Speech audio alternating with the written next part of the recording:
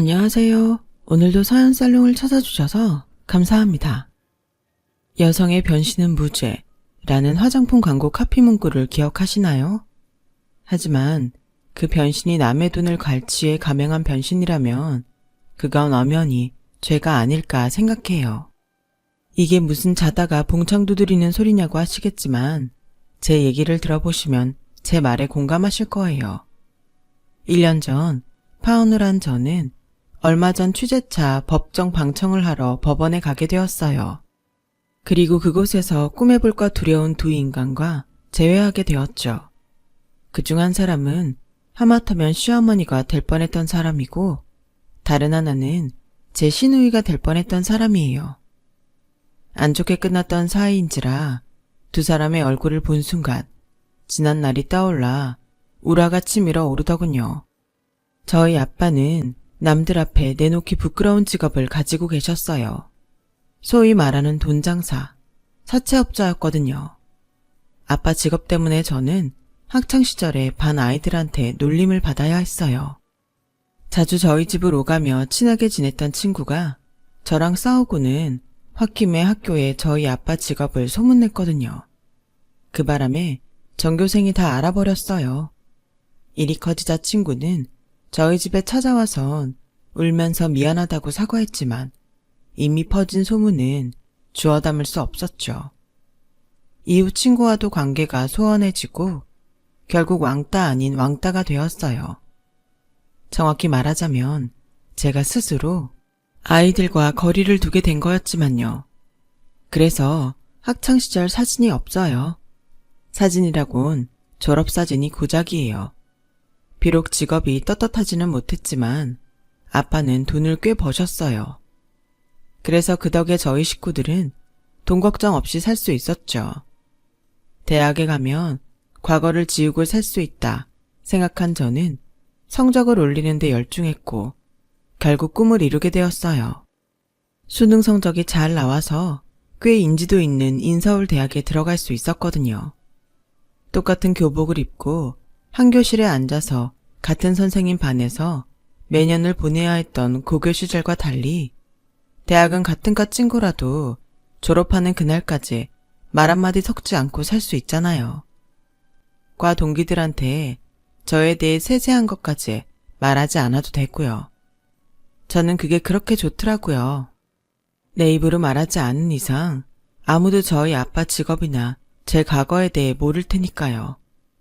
그렇게 저는 제2의 인생을 사는 기분으로 대학생활을 만끽했어요. 마음이 편해지니 성적도 잘 나오고 덕분에 취업 준비를 할 때도 덕을 많이 보게 되었죠.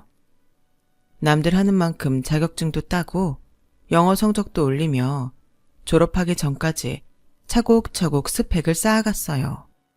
번듯한 직장에 들어가 아빠처럼 손가락질을 받고 살지 않으려고요. 4년 내내 노력한 끝에 저는 결국 평소 제가 원했던 회사에 들어가게 되었어요. 그렇게 앞으로 내 인생엔 행복만 가득할 줄 알았는데 생각지 못한 곳에서 제 과거를 들키고 말았지 뭐예요.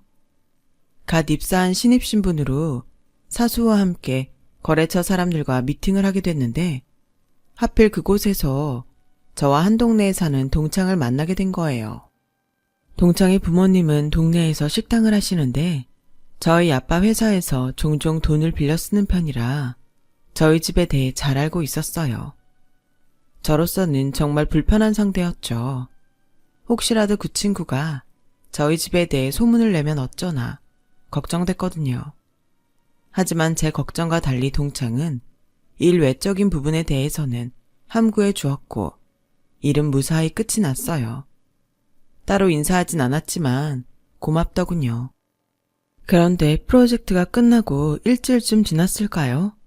저희 부서 사람들이 저를 대하는 게 조금 달라진 거예요. 약간 거리를 두는 느낌이었죠. 그러던 어느 날 제 사수가 둘이 따로 점심을 먹자고 하더라고요. 그래서 생각 없이 따라 나섰는데 자기 아버지 사채업자라며. 말로만 들었지 내 주변에 그런 일 하는 사람은 처음이네. 그럼 뒤에 조폭도 끼고 하는 거야? 학창시절에 아무도 못 건드렸겠다. 여차하면 떡대들이 찾아올 텐데 겁나서 누가 자기한테 까불었겠어? 사수는 장난처럼 한 말이겠지만 저한텐 한마디 한마디가 비수처럼 가슴에 꽂혔어요. 그래서 어떻게 알았냐고 물었더니 거래처 사람들 만났다가 그쪽 사람들이 그 얘기를 하더라고 하더군요. 솔직히 화도 나고 억울했어요. 저희 아빠가 사채업을 하는 건 맞지만 영화나 드라마에 나오는 것처럼 조폭을 데리고 다니면서 협박하고 그러지 않거든요. 그랬다면 그 동창네 부모님이 저희 아빠 회사를 자주 이용했겠어요? 그런데 자기네가 사채 쓰는 얘기는 쏙 빼고 저희 아빠만 악덕 고리대금 업자처럼 소문을 내다니 너무하잖아요. 그래서 사수한테 억울함을 토로했더니 헛웃음을 치며 그러더라고요. 그래도 이자는 많이 받을 거 아냐? 돈 많이 버는데 뭘 그렇게 억울해해. 억울하면 그런 일 안 하면 되잖아. 남의 일이라고 정말 쉽게 말하더군요. 그날 이후 사수는 대놓고 저를 까기 시작했어요. 서민 등쳐먹는 사채업자 딸 주제에 피해자 코스프레가 쩐다는 둥 누가 들어도 자극적인 말들로 저를 상종 못할 인간으로 만들었어요. 직장에서 받는 차별과 왕따는 정말 안 당해본 사람들은 몰라요. 학교에선 그래도 선생님들이 나서서 개입이라도 해주죠. 회사는 그런 것도 없더라고요. 직장윤리위원회에 투서를 했지만 저를 제외한 나머지 직원들이 입을 맞추니 저 하나 병신되는 건 시간 문제였어요. 결국 저는 사람들의 조롱을 받다가 1년도 못 채우고 회사를 나왔어요. 너무 억울하고 분해서 주먹으로 내 가슴을 치곤 했더니 목 아래쪽 가슴 부위에 시커먼 멍이 들었더라고요. 이렇게 살다간 내가 먼저 죽겠다 싶어 상담을 받기 시작했고 다행히 저와 잘 맞는 선생님을 만나 마음의 병이 차도를 보이기 시작했어요. 하지만 사람을 대할 때 전처럼 마음을 쉽게 열지는 못하겠더라고요. 상대가 다가오면 지레 겁을 집어먹곤 뒷걸음질 치게 됐거든요. 한때는 집안의 자랑으로 여겨지던 제가 입사한 지 1년도 안 돼 회사도 그만두고 방구석에 틀어박혀 있자 엄마가 걱정을 많이 하셨어요. 그래서 회사에서 있었던 일을 말씀드렸더니 아무 말도 못하시곤 제 어깨를 토닥여 주시더라고요. 그리고 얼마 뒤 저희 아빠는 회사를 접으셨어요. 단골 고객도 많고 수입도 좋았기 때문에 사람들은 의아해했죠. 말은 안 했지만 아마도 엄마한테 제 얘기를 들으시곤 그런 결정을 내리신 것 같았어요. 회사를 접은 아빠는 살던 집을 팔고 다른 동네로 이사를 하자고 했어요. 말로는 나이가 들어 그런가 주택보단 아파트가 편하겠다고 핑계를 대셨지만 제가 속뜻을 모르겠어요. 아빠 직업을 아는 사람들이 없는 동네로 가고 싶으셨던 거죠.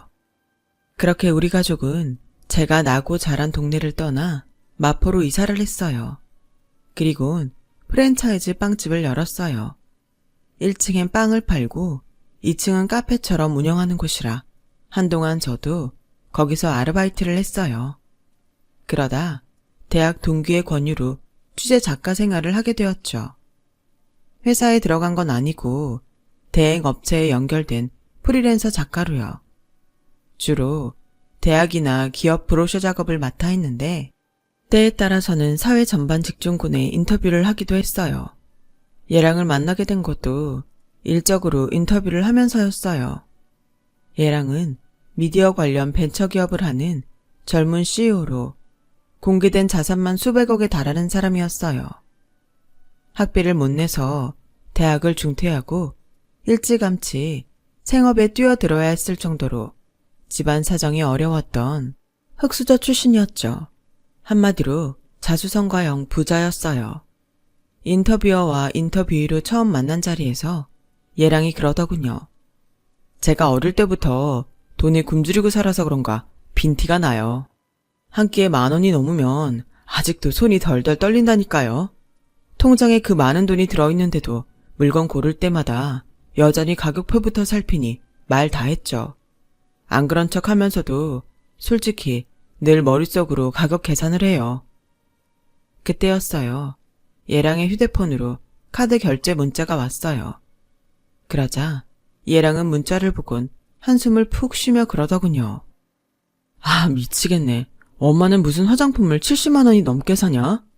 제가 진짜 궁금해서 그러는데요. 여자들은 다 이렇게 비싼 화장품을 쓰나요? 엄마랑 여동생이 툭 하면 제 카드로 화장품을 사는데 가격이 보통 50만 원이 넘어요. 정말 이해가 안 된다니까요. 지영 씨라고 그랬죠? 지영 씨도 화장품 사는데 이 정도 써요? 궁금해서 그래요. 기능성 화장품을 세트로 사셨나 보네요. 사람에 따라 다른 거니까 뭐라고 하긴 그렇고 저는 기본 화장만 하는 편이라 화장품 값은 별로 안 드는 편이에요. 돈 많이 버는데 효도한다 생각하세요. 딱히 해줄 말이 없어서 얼버무렸더니 얘랑이 빤히 보며 그러더군요. 예쁘게 포장해서 말했지만 한마디로 저희 엄마랑 여동생이 비정상적인 지출을 한다는 얘기네요. 그죠? 저 눈치 빨라요. 그동안 돈 못 쓴 한풀이를 하는 건지 모녀가 아주 돈 무서운 줄 몰라요. 고기도 먹어본 놈이 먹는다고 평생 돈을 마음껏 못 써보고 살아서 그런가 저희 식구들이 돈 쓸 줄을 모르거든요. 이런 거 가르쳐주는 학원도 없고 푸념을 하는 것 같으면서도 가족에 대한 안쓰러움이 가득한 얘랑을 보니 인간적이란 생각이 들었어요. 그날 인터뷰 역시 가식 없이 진솔한 대화를 담을 수 있었죠. 얘랑 인터뷰를 마치고 나니 7시가 넘었더라고요. 안 그래도 인터뷰 중에 자꾸 배에서 꼬르륵 소리가 나서 얼마나 창피했나 몰라요. 그런데 얘랑이 그 소리를 들었는지 저녁을 사주겠다고 하지 뭐예요. 그래서 거절을 하고 나오려는데 그럼 저 혼자 저녁 먹어야 돼요. 지영씨가 인터뷰 늦게 끝내주는 바람에 이렇게 됐는데 책임져야죠. 내가 단골로 가는 식당이 있는데 여기서 가깝거든요. 같이 가서 저녁 식사해요. 약간의 미안함도 있어서 할 수 없이 얘랑을 따라 나섰어요. 도착한 곳은 김치찌개 단품만 파는 식당이었어요. 식당 안은 늦은 저녁을 먹는 사람들로 가득했어요. 회사원부터 대학생, 공사장 인부에 교복 입은 학생들까지 다양한 계층 사람들이 삼삼오오 앉아 김치찌개를 먹고 있더군요. 얘랑과 함께 식당 안으로 들어가자 식당 사장님이 반겨주셨어요. 알고 보니 얘랑은 그 식당에 드나든 지 10년도 넘은 단골이더라고요. 앉자마자 주문도 안 받곤 바로 밑반찬과 넓은 그릇에 고봉밥부터 내주었어요. 얘랑은 찌개도 안 나왔는데 밑반찬에 밥을 반 공기나 먹어치웠죠. 전요, 열심히 일하고 이렇게 하얀 쌀밥에 밥 먹을 때가 제일 행복해요. 오늘도 내가 밥값을 했구나 싶어서요. 체면 차리지 말고 마음껏 드세요. 여긴 배 터지게 먹어도 둘이서 2만 원이 안 나오거든요. 밥 한 그릇에 세상 다 얻은 사람처럼 행복해하는 남자를 보니 저도 왠지 기분이 좋았어요. 그동안 사람들과 거리를 두고 내 안에 갇혀 지내다가 모처럼 외출해 시원한 바닷바람을 맞는 기분이었죠. 이 사람이랑 있으면 감출 것 없이 있는 그대로의 내 모습을 드러낼 수 있을 것 같았어요. 사람한테 받은 상처는 사람을 통해 치유한다고 얘랑이 제게 그런 사람 같다는 생각을 하게 됐죠. 그래서 그날 이후 굳이 그러지 않아도 되는데도 브로셔가 나왔으니 직접 만나서 전해주겠다는 핑계를 앞세워 만남을 이어갔어요. 이후에도 종종 만나 밥도 먹고 치맥을 하면서 친구와 애인 중간쯤 되는 거리로 데이트를 하게 되었죠. 얘랑은 늘 바쁜 사람이었지만 저와 만날 시간은 반드시 만들었어요. 그렇게 시작된 우리 관계는 1년이 지난 뒤 연인 관계로 발전하게 됐어요.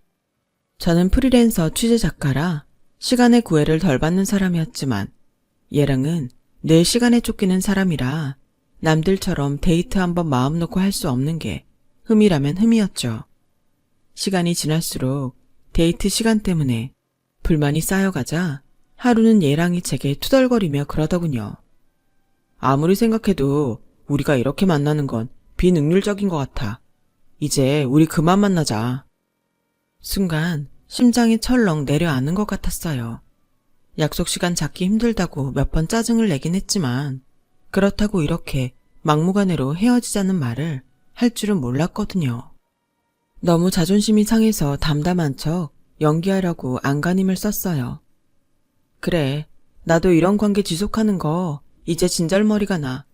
자기 못 봐서 안달난 사람처럼 언제 보냐고 닭달 문자나 하고 있고 5분 대기조처럼 꽃받침만 하고 자기만 기다리는 거 정말 싫다고. 내가 먼저 말하려고 했는데 기왕 이렇게 됐으니 할 수 없네. 우리 이제 그만하자. 더는 시간 낭비, 돈 낭비 그만하고 끝내자고. 자기도 나랑 같은 생각을 했구나. 다행이다. 그러니까 우리 연애는 그만하고 그냥 결혼하자. 얼굴 잠깐 보고 헤어지는 거 감질나서 더는 못하겠어. 자기도 그런 거지? 아, 이래서 한국말은 끝까지 들어봐야 된다고 하나 봐요. 헤어지자는 소린 줄 알았는데 이게 청혼일 줄 누가 알았겠냐고요. 3분도 안 되는 그 짧은 시간 동안에 천국과 지옥을 오간 기분이었어요. 다행히 얘랑은 제가 오해한 사실을 눈치 못 챈 것 같아서 그나마 다행이다 싶었어요. 그렇게 우리는 결혼을 결심했고 시간이 없는 얘랑을 생각해 불필요한 가정은 생략하기로 했어요. 그래도 양가 어른들께 인사는 드려야 했기에 주말에 예비시댁에 갔죠. 가족은 홀어머니와 여동생 뿐이니까 걱정 말라고 하더군요. 하여간 남자들은 뭘 모른다니까요. 시어머니의 시집 안 간 시누이까지 있으면서 뭘 걱정 말라는 건지 몰라도 너무 모르더라고요. 게다가 안 그래도 어려운 첫 대면인데 회사에 급한 일이 생겼다며 저만 두고 회사로 가버리지 뭐예요. 안 그래도 저를 어떻게 유래해 먹을까 궁리 중이던 두 여자는 얘랑이 자리를 비켜주자 대놓고 반기더라고요. 시간이 금보다 비싼 애를 붙잡아둘 수는 없지. 원래 결혼 준비는 여자들 목 아니겠니? 너도 알다시피 우리 애 만한 남편감이 세상에 또 어딨겠니? 돈 잘 벌어오지 집 비우는 시간 많지. 하루 세끼 챙겨 먹일 필요도 없으니 여자 입장에선 완전 거저먹기 아니니? 나도 그런 남자 있으면 당장이라도 시집가고 싶다 얘. 넌 전생에 나라라도 구했나 보다. 그러지 않고서야 어떻게 우리 애 같은 남자를 만나니? 복도 많다 정말. 그래서 말인데 이런 결혼하면서 너도 어느 정도 성의는 보여야 하는 거 아니겠니? 그렇다고 촌스럽게 열쇠 개수로 혼수 따지고 그러기는 싫다. 혼수야 원래 니들이 쓰려고 준비하는 살림살이 아니니. 종훈이 사는 집에 이미 가전제품이며 가구까지 다 돼 있는데 굳이 살 필요가 있나 싶기도 하다만 그래도 뭐 니들이 쓸 거니 알아서 해라. 니 마음대로 고르면 그만인데 내가 감나라 배나라 할 거 없다는 얘기다. 안 그러니? 인상만 봐서는 꽤 깐깐한 시어머니 같았는데 의외로 쿨한 것 같았어요. 대신 예단은 내가 원하는 대로 해줬으면 좋겠다. 그 말에 드디어 올 것이 왔구나 싶더라고요. 설마 에르메스 백이나 다이아 반지, 모피코트 같은 걸 원하는 게 아닐까 지레 겁을 먹고 있었죠. 그런데 그 말이 떨어지기가 무섭게 신우의 얼굴에 화색이 돌더라고요. 엄마, 기왕 하는 김에 코도 하고 싶어. 콧대랑 코끝도 해줘. 눈만 하면 티도 안 난다니까. 상황 봐서 양악도 할 수 있으면 그것도 하고 싶은데 해도 되지? 도대체 뭔 소리를 하나 싶었어요. 예단 얘기를 하다가 뜬금없이 성형수술 얘기를 꺼내다니 도통 모르겠더군요. 알았어. 좀 기다려 기집애야. 이른감이 없진 않지만 말 나온 김에 까놓고 얘기하마. 우린 결혼식 때 부를 친척도 별로 없고 식구라고 해야 이게 다다. 예단이라고 따로 할 것도 없지 뭐. 그냥 구색 갖추는 수준으로 하자꾸나. 내 아들 양복이랑 구두, 내 한복이랑 얘 정장 한 벌. 혹시 모르니까 친척들을 이불 10채 정도면 될 거다.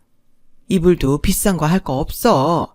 남대문 시장 가면 한 채에 2, 3만 원 하는 거 널렸어. 그거면 돼. 생각보다 소박한 예단 규모에 괜히 겁을 먹었다는 생각을 했어요.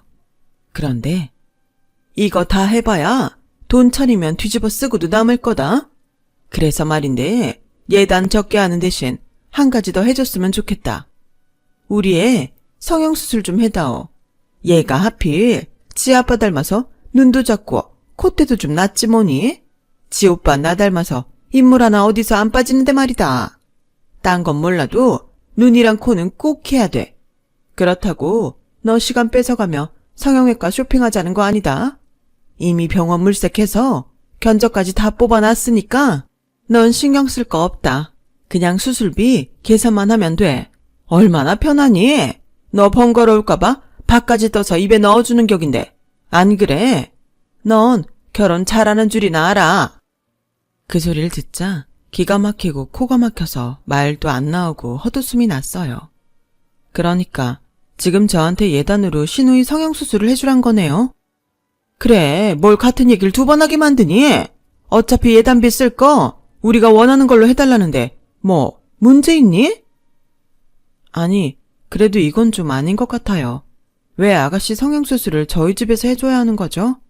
뭔가 착각하시는 모양인데요. 저 결혼 구걸하러 온 거 아니에요. 물론 종훈 씨가 돈 잘 버는 사업가라서 저희 집이 기운다 생각하고 이러시는 모양인데요. 저희 집도 살 만큼 살아요. 저도 배울 만큼 배웠고요. 이렇게 저 자세로 고개 숙여가면서 결혼 구걸할 입장 아니라고요. 그랬더니 얘랑 여동생이 달려들더군요. 사채업자 딸이라 겁이 없긴 하네. 엄마, 내가 뭐랬어. 돈놀이 하는 집은 격떨어져서 안 된다고 했잖아. 여차하면 우리 집에 조폭 풀지 누가 알겠어? 진짜 짜증난다니까. 그리고요 언니, 솔직히 언니 집에 돈이 많겠어요? 우리 집에 많겠어요? 언니네 아빠 사채업 손 떼고 동네서 빵집 한다면서요. 연매출이 1억 원 돼요? 안 되죠? 우리 오빠 회사는 앞으로 돈 쓸어 담을 일만 남았는데 비교가 되겠냐고요. 고생은 우리 식구가 다 하고 언니는 손 하나 안 대고 수백억 자산가 남편 그늘에서 살게 됐는데 이깟게 뭐라고 산통을 깨라는 건지 모르겠네요. 정신 차려요. 솔직히 언니 아니래도 우리 오빠 정도면 결혼해달라는 여자가 한 트럭도 넘으니까. 앞으로 평생 사모님 소리 들으면서 떵떵거리고 살 텐데 신우이 성형수술비 내주기 싫어서 이 난리예요. 지나가던 개가 없겠네. 우리가 뭐 돈이 없어서 언니한테 수술비 내라고 하는 줄 알아요? 다 언니 성의를 보려고 그런 거라고요. 뭘 알지도 못하면서 큰 소리야. 그래, 그건 우리의 말이 맞다. 솔직히 너 내 아들이랑 결혼해서 신분 세탁하려는 거 아니니? 그럼 그에 상응하는 대가는 치러야지. 어디서 맨입으로 먹을 생각을 해? 아주 날강도가 따로 없잖아. 정 못하겠다면 됐다. 네 목 네가 차는데 뭐라 하겠니? 하지만 이거 하나는 똑똑히 알아둬라. 나중에 받아달라고 울고불고 해도 우린 너 안 받아준다. 이 정도도 못하겠다는 애 나도 며느리로 들을 생각 없단 얘기야. 모녀가 아주 북치고 장구치고 난리를 치더라고요. 그래서 더는 말 않고 그 집을 나왔어요.